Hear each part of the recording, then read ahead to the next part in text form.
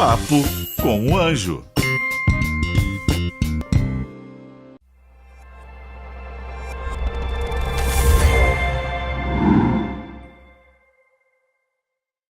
Cansou do seu trabalho, quer abrir uma empresa, quer abrir um negócio, quer empreender?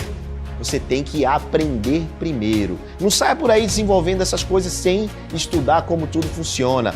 Eu te ensino passo a passo no curso Empreendedorismo 4.0.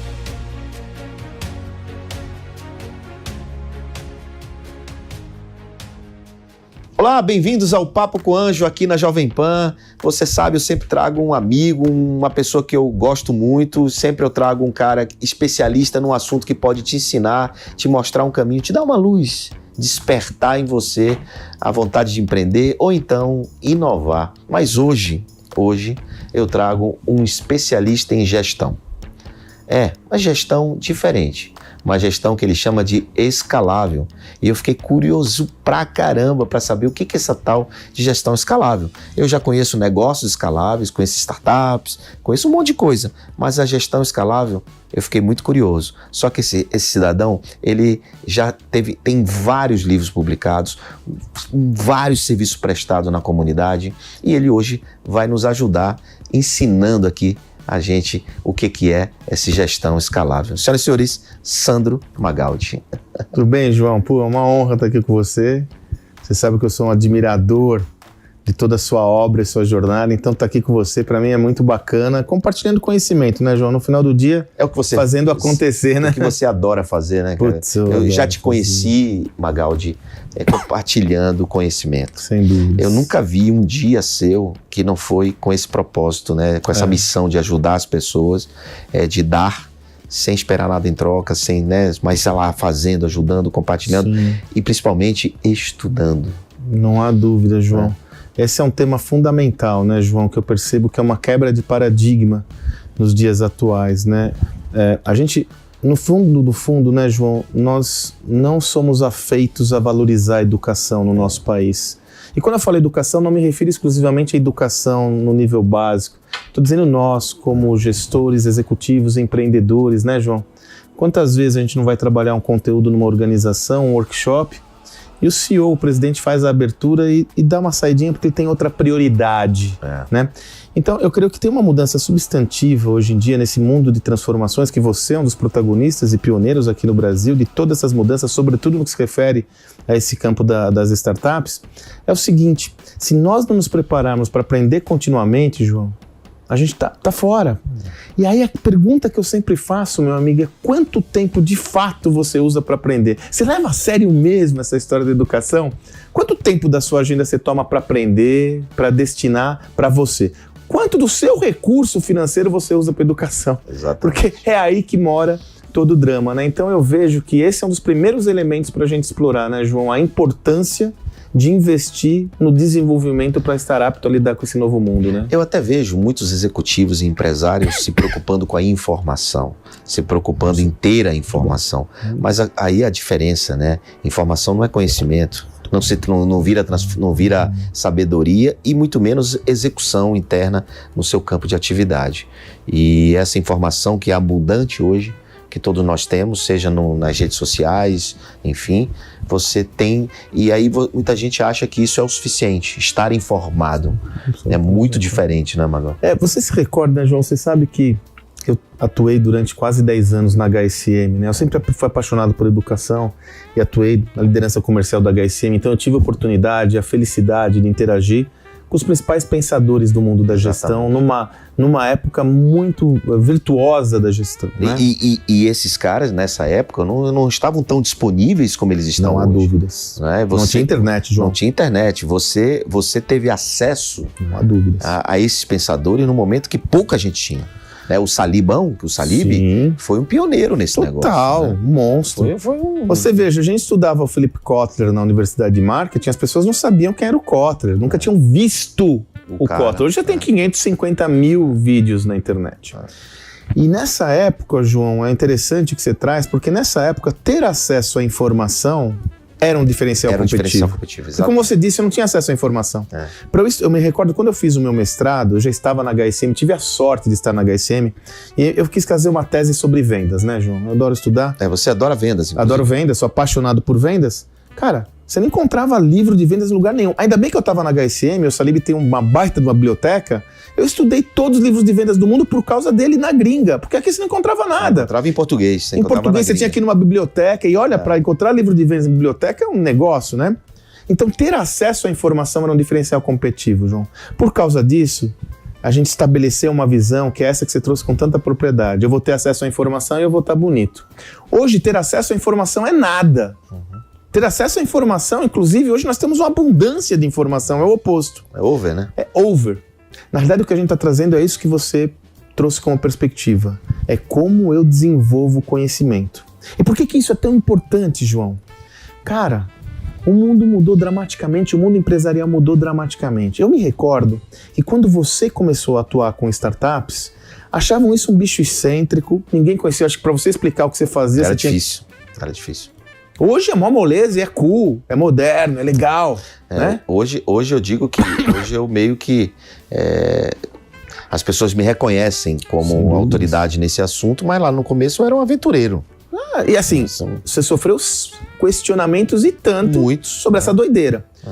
Mas, veja, e nós estamos falando de quantos anos, João? Tô falando pouco tempo, hein? Falando 6 anos, não, um pouco mais. Não, 2014. 2014. Na verdade, eu comecei profissionalmente em 2011. Nós nos conhecemos em 2013, 2014. 2013 no meu sucesso.com. Exatamente. Né? Quando eu comecei no meu sucesso.com, nós começamos... Foi uma coisa de 7, 8 anos. Então, assim, mudou muito rápido. E veja que fenômeno, né, João? As startups que trouxeram uma contribuição fundamental, eu sempre digo, João, na minha visão, o maior mérito que as startups trouxeram para o mundo empresarial é mostrar que dá para fazer gestão de outro jeito. De outro jeito. Sacou? Pouco, né? Com agilidade, poucos recursos, testa, valida, vai. E no começo eu me recordo muito bem, você se recorda melhor do que eu, quando elas começaram a dar certo, esquece, isso daí você acha que vai dar certo? Isso é espuma. Isso é espuma, ainda hoje é espuma. Quando nós estamos gravando esse áudio, esse podcast, a Netflix ontem, ela publicou um lucro de mais ou menos 1,5 bilhões de dólares, né, de lucro, né? A Netflix, até 6 trimestres atrás, ainda falavam que era uma bolha, João. A Amazon, que hoje vale $1 trilhão, se a gente pegar e fizer uma pesquisa, dar uma googada, há 2 anos atrás, ela era vista como uma excentricidade do Jeff Bezos. Então, assim, por que eu digo isso? No mundo que mudou com essa velocidade avassaladora e nós temos uma nova forma de fazer negócios, com a ascensão de empreendedores e empresas que não existiam antes por fazer diferente, se eu não aprender, me capacitar, me ressignificar o que eu sei, você vai ficar para trás, João. E não estou falando em faixa etária, não tem a ver com faixa etária, não tem a ver com tipo de empresa, não tem a ver com porte de empresa. O risco da ignorância, ela é democrática. E qual que é o problema? No passado, como o mundo rodava de uma forma muito mais estável, com menos velocidade, você demorava para ficar obsoleto. Você concorda, João? Você via aquelas empresas que iam quebrar, viravam um zumbizão, né? Inclusive você tinha tempo para identificar, para aprender. Você tinha tempo para fazer a mudança, né? Ô, João, quantas companhias que a gente via falava, essa empresa vai quebrar, mas não quebrava. Hoje a gente nem pensa, ela já está quebrada. Então, o ciclo de obsolescência do conhecimento ele é muito curto. Se nós não nos prepararmos, cara, mas de verdade, sem essa balela, conversinha. Mas Magaldi, assim, às vezes eu converso com alguns empresários e eu sinto que não é muita a história de eu quero. É difícil desaprender. Eu estou com você. É difícil desaprender. Desaprender é muito difícil. O cara passou a vida toda aprendendo daquela forma, já tá lá seus 50 e poucos anos. Ele desaprender... Ontem eu estive com uma empreendedora, João, e ela me falou uma coisa muito curiosa. Eu não tô dizendo que tá certo. Não, veja, você está constatando uma perspectiva concreta. Essa empreendedora me falou um negócio muito interessante. Ela é uma empreendedora do interior do Brasil, de uma região muito, muito forte agora devido ao agronegócio. Ela falou, Sandro, o que eu percebo é que, olha isso, João, é mais desconfortável eu assumir que eu não sei do que ficar na zona de conforto e correr risco de dar errado as coisas. É mais desconfortável o trabalho de assumir que eu não sei, que eu vou ter que dar um trampo, do que ficar acomodado e deixar o trem passar. O problema é que, de novo, o risco que a pessoa que não se movimenta está tomando é brutal em relação ao que era no passado. Então você não mapeia. Como diz o Steve Jobs, tem uma frase ótima, né? Nós normalmente superestimamos o que vai acontecer em 2 anos e subestimamos o que vai acontecer em 20. Então, eu não estou tendo uma perspectiva, que eu diria que esse tempo até é muito largo, eu não estou tendo uma perspectiva do médio e longo prazo, porque eu não consigo enxergar essa tese. Então, nós temos que ter essa sensibilidade. Você lembra, João, que o Alvin Toffler falava o seguinte, né? O analfabeto do século XXI não é aquele que não sabe ler ou escrever, mas aquele que não sabe aprender a desaprender para reaprender. É sobre isso que a gente está falando. Exatamente, reaprender. E você, brilhantemente, trouxe no Gestão do Amanhã, Sim. um livro brilhante, muito bom, trouxe essa perspectiva do longo prazo, inclusive. Não há dúvidas. O que vai acontecer para frente? Esse livro tem 2 anos. Não mais. Mas Nós ele tem 2 lançamos anos? em março de 2018, ele Então, tem 3 anos. É porque a pandemia atrapalhou. Não, né? e mais do que isso, João, as coisas estão mudando tão rapidamente que parece que o tempo ficou constricto. Mas você veja como as coisas acontecem rápido, João, e você participou de todo o processo, inclusive do lançamento do projeto. Exatamente. Eu me lembro que a primeira vez que eu falei do livro foi lá em Maceió, no Tracto. No Tracto, que no a evento. gente esteve juntos. Não, e o livro ele é uma visão. Não, ele é uma constatação de que isso estava acontecendo. Não, então, vamos lá. Essa é uma constatação. O livro é uma constatação de que isso estava acontecendo e uma visão para o futuro. Do porvir. Então, se o cara tivesse lido isso lá atrás, talvez hoje ele tivesse despertado a isso que você está falando. Mas hoje. você veja como é rápido, né, João? Porque a gente está falando de um contexto. Quando nós lançamos o livro, eu e o Salibão, ainda era um negócio contemporâneo, essa coisa de empresa digital, valuation, Nubank. Meu, isso daí era ainda um negócio assim meio mal resolvido. As empresas consolidadas, João, ainda não tinham a visão da transformação. Em pouco tempo, né, cara? Em 3 anos tudo mudou. Não, você Né? teve as empresas startups entrando na bolsa, Não há dúvida. competindo com eles, competindo pelo bolso do microinvestidor ali.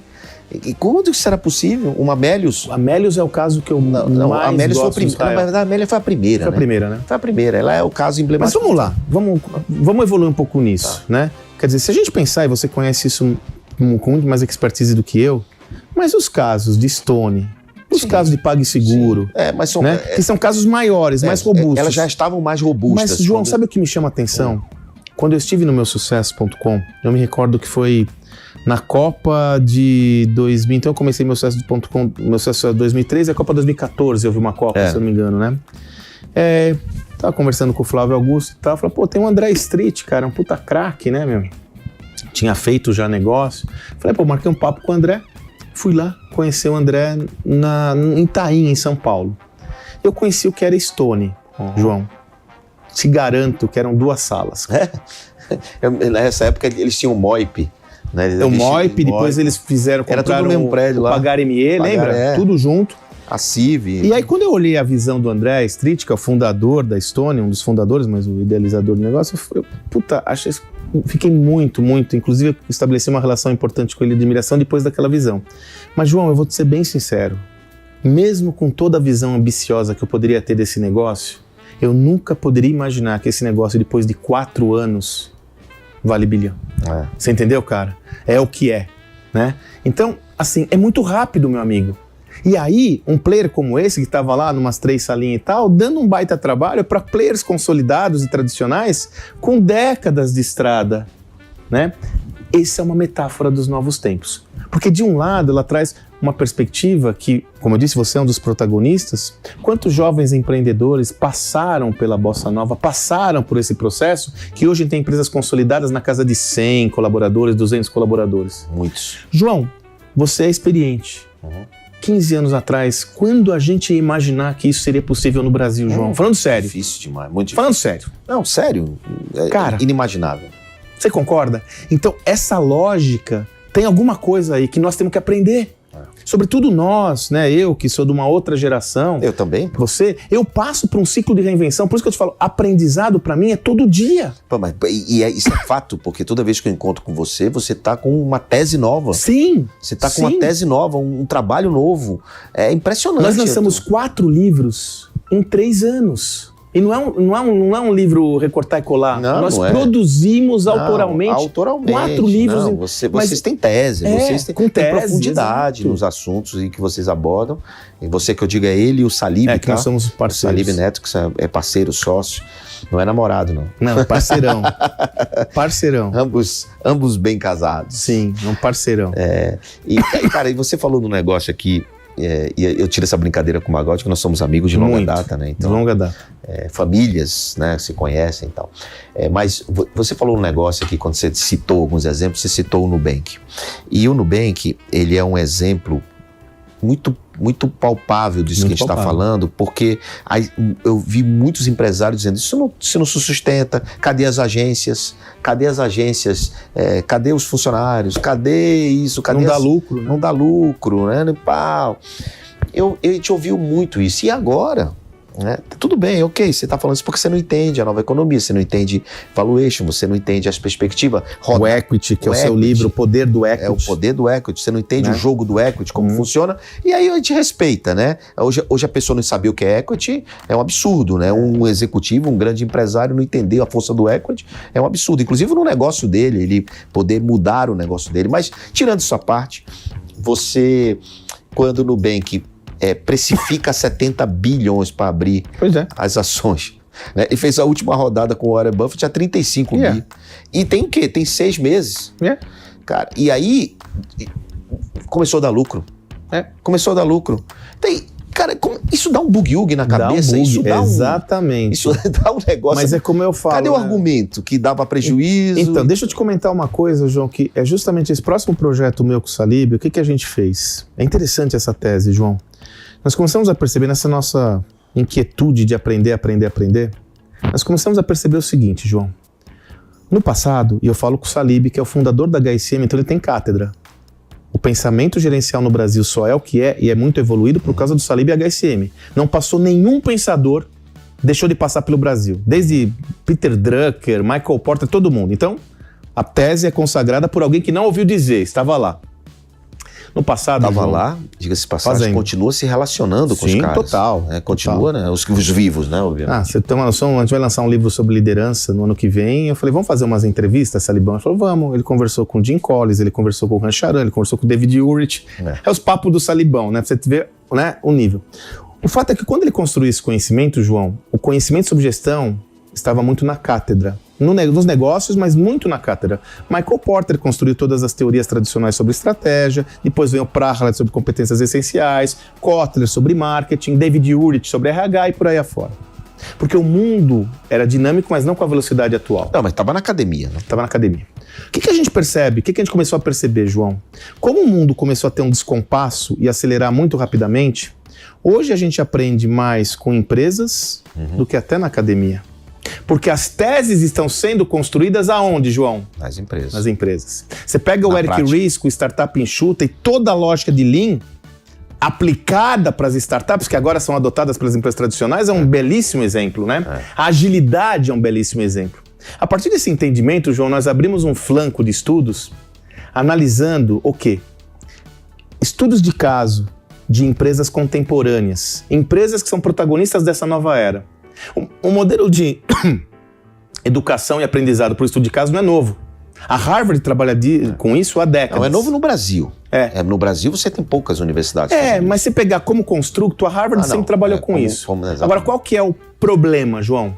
Os casos são datados, de empresas que não coabitam esse mundo atual. Então eu estou falando de empresas que não têm a mesma pegada.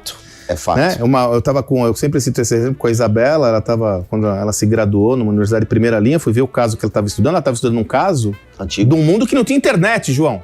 Eu falo, pelo amor de Deus, cara. A internet mudou, enfim. Os casos são datados e mais um outro problema, João. A forma como eles são analisadas é por meio do olhar da velha economia. É por meio de olhar estruturado por verticais. Então eu vou olhar a área financeira, olhar a estratégia de marketing, né? Baseado nisso, eu e o Salib começamos a construir uma tese de estudar o mecanismo de gestão dessas empresas contemporâneas usando uma metodologia mais integrada, que a gente chama de metodologia de building blocks, onde a gente vai analisar a empresa, por exemplo, sob a ótica da agilidade, sob a ótica da cultura de inovação. Mas aí, isso verificando se ela usa alguns modelos... Esse é o ponto. Qual que é a nossa tese central? Eu quero analisar, começou disso, qual que é a linha comum que une essas empresas protagonistas dessa nova era no seu sistema de gestão. Certo. O que elas têm que lhes confere escalabilidade, que lhes confere protagonismo. E aí nós pegamos 6 empresas para fazer esse projeto. Na realidade foram 11 e agora fizemos um recorte de 6. Nubank, pegamos 3 digitais. Nubank, iFood e Mercado Livre. E pegamos 3 tradicionais. Magalu, com origem sendo uma varejista. Best Buy, dos Estados Unidos. Pegamos uma empresa que estava quebrada e está se recuperando bem. E Domino's Pizza, que é uma pizzaria. Que é um case, né? Que é um case. Que é um case incrível. Que aqui no Brasil é até um pouco conhecido, mas o que eles estão fazendo é um absurdo. Você sabe que nos últimos 5 anos a empresa que mais cresceu em valor de ação nos Estados Unidos foi a Domino's. A Domino's. E aí, João, nós começamos... por isso que é um case, né? Do meu ponto de vista. Não porque a pizza é maravilhosa.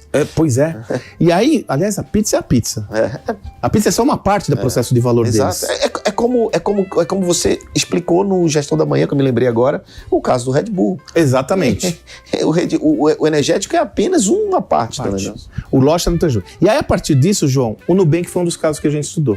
E aí nós chegamos a uma conclusão que todas as empresas, no seu sistema de gestão, têm algumas peculiaridades. Primeiro, elas têm um modelo de negócio escalável, que é diferente de ter uma prática escalável. Mas aliás, as 3 têm.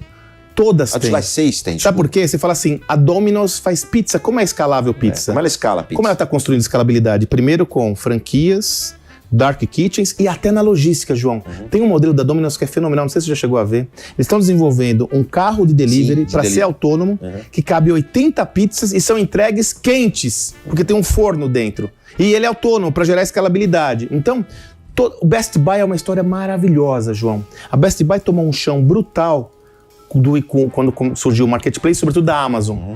E aí ela se deu mal, se recuperou. Como ela começou a se recuperar? Tendo um entendimento, João, a partir do jobs to be done, né? Da tarefa do cliente, um entendimento. Eu tenho que me diferenciar da Amazon. E as pessoas, quando compram tecnologia, boa parte do meu público não sabe como usar a tecnologia. E aí eles tinham uma startup que eles tinham comprado chamada Wikisquad e eles transformaram essa startup em assistência técnica. Então, hoje, o grande diferencial da Best Buy é quando você compra um produto na Best Buy, ele é entregue na sua casa e você tem direito a ter uma assistência técnica para mostrar e te ensinar como usa esse produto. E sabe como eles ganharam escalabilidade, João? Criaram um modelo de assinatura. Você paga uma assinatura, na pandemia inclusive, você paga uma assinatura e tem direito a um serviço técnico completo de tudo que você comprar de tecnologia na empresa. E muitas vezes o serviço técnico deles é até chatbot. Tudo. É isso aí. Tudo online. Tudo online. Então o que a gente tem hoje de visão? Essas empresas têm negócios escaláveis e têm 6 blocos no seu sistema de gestão onde elas trabalham de forma integrada. Estratégia e inovação, são todas inovadoras. São todas centradas no cliente, a filosofia de Customer Centricity. Agilidade, gestão baseada em dados, cultura e liderança. E a partir daí, João, nós começamos a articular esse pensamento. Qual que é a nossa tese central? Se eu pego o Nubank, por isso que eu lembrei da história, se eu pego o Nubank e olho esse caso à luz de todas essas lógicas, isso me permite, eu que tenho uma padaria, falar, peraí, como eu consigo replicar isso no meu negócio? Eu vou replicar tudo? Não vai. Óbvio que não. Mas como eu consigo me basear nessa tese para fazer um negócio que seja virtuoso dessa nova economia? É sobre isso. A partir do momento que eu decodifico o código de empresas virtuosas de uma forma simples, sem ser rococó nem nada, eu consigo fazer o quê? Replicar o conhecimento em qualquer empreendedor.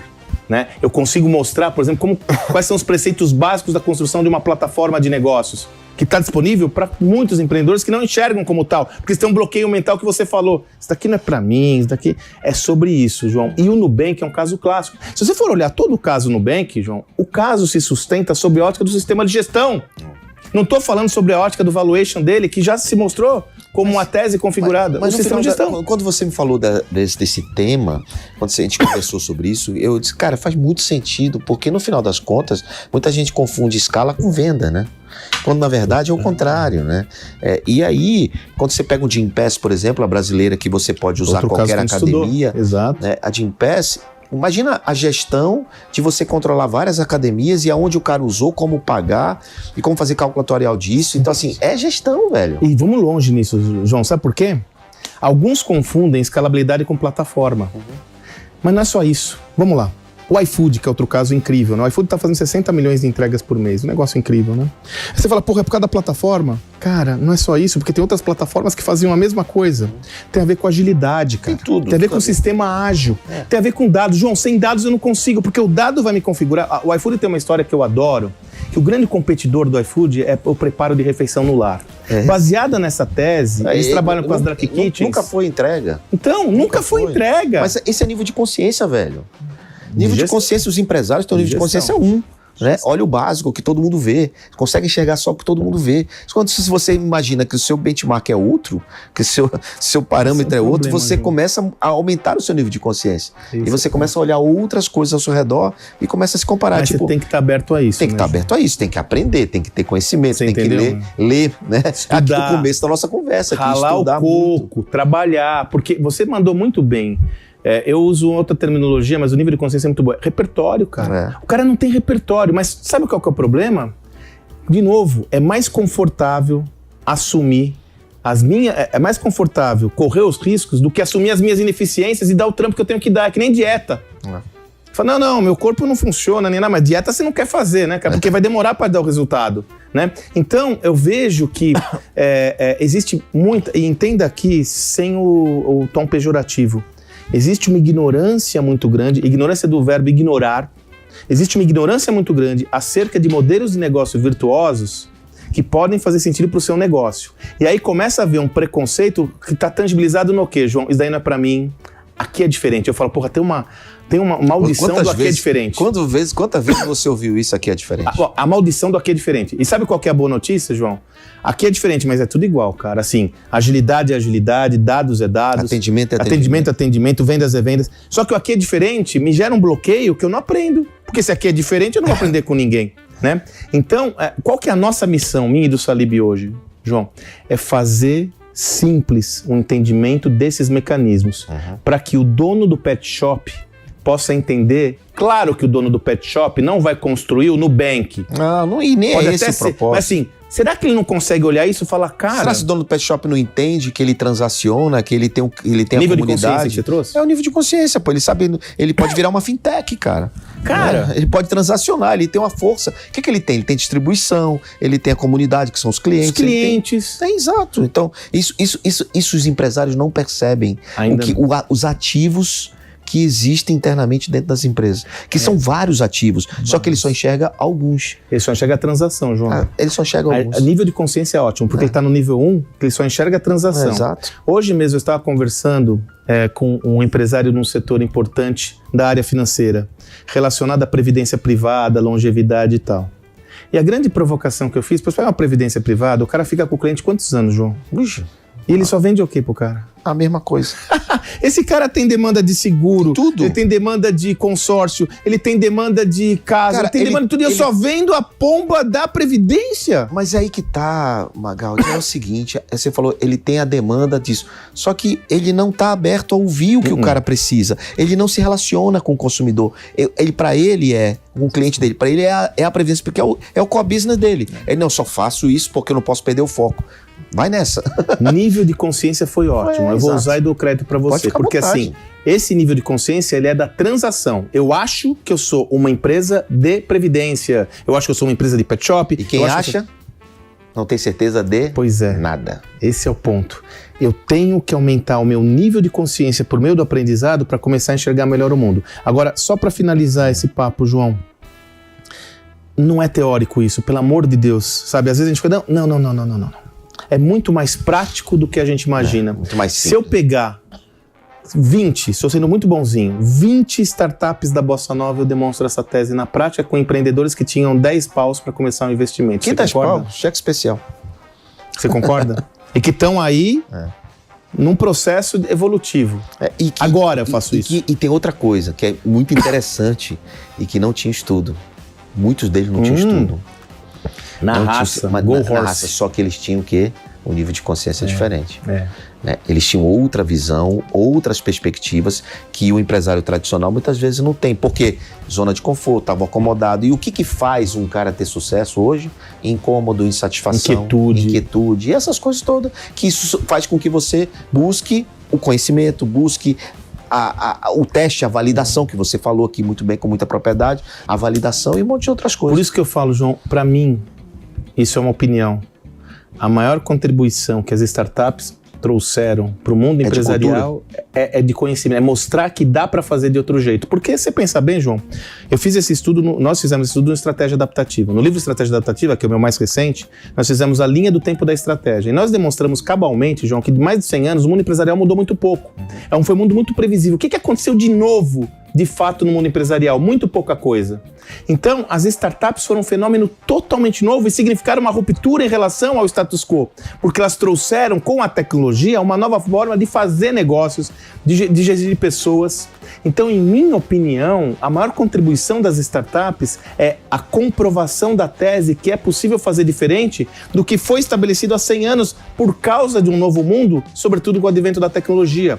Isso abriu uma nova forma de fazer negócios, né?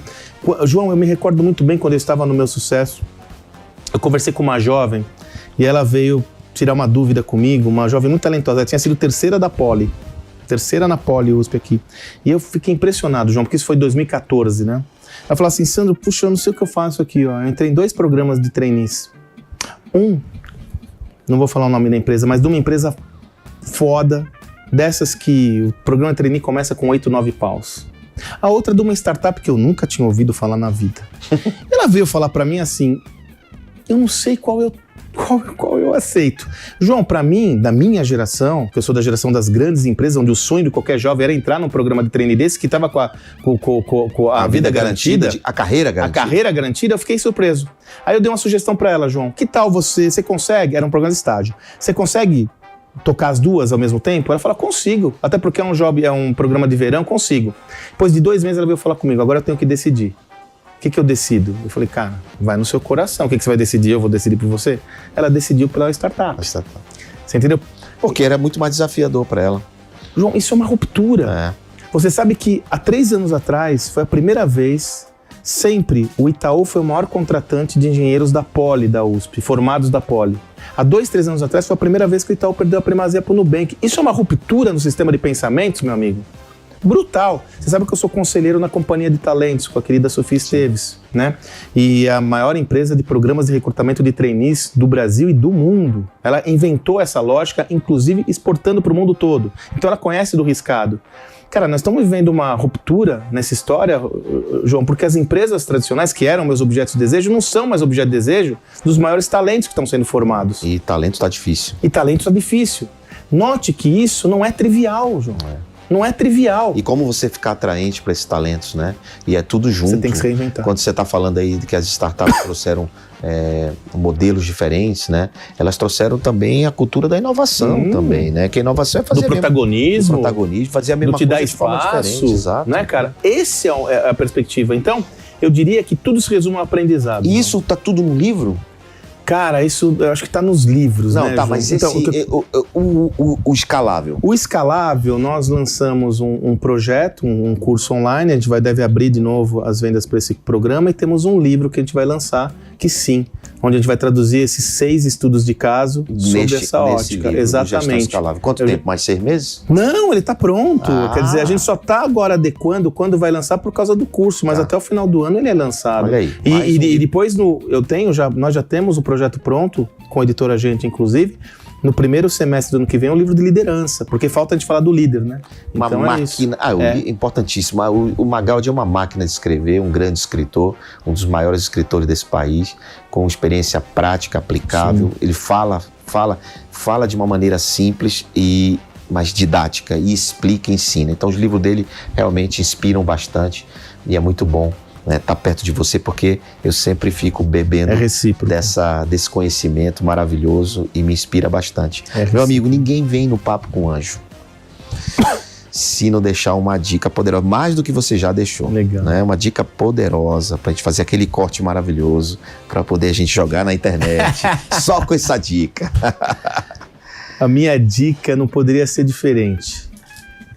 Se você acha o preço da educação alto, tente o custo da ignorância.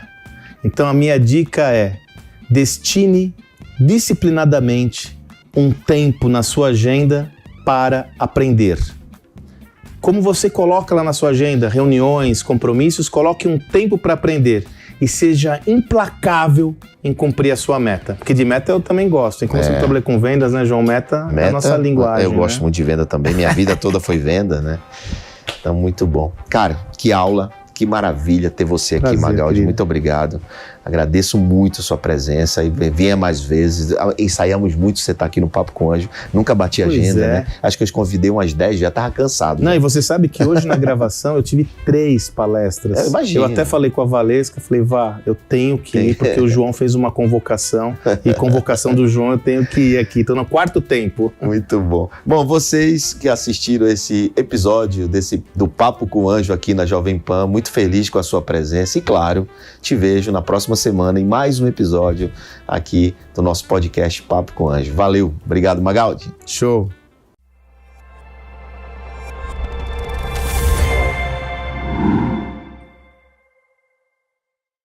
Cansou do seu trabalho? Quer abrir uma empresa? Quer abrir um negócio? Quer empreender? Você tem que aprender primeiro. Não saia por aí desenvolvendo essas coisas sem estudar como tudo funciona.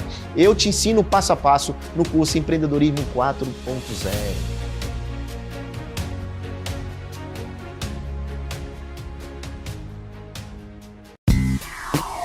Papo com o Anjo.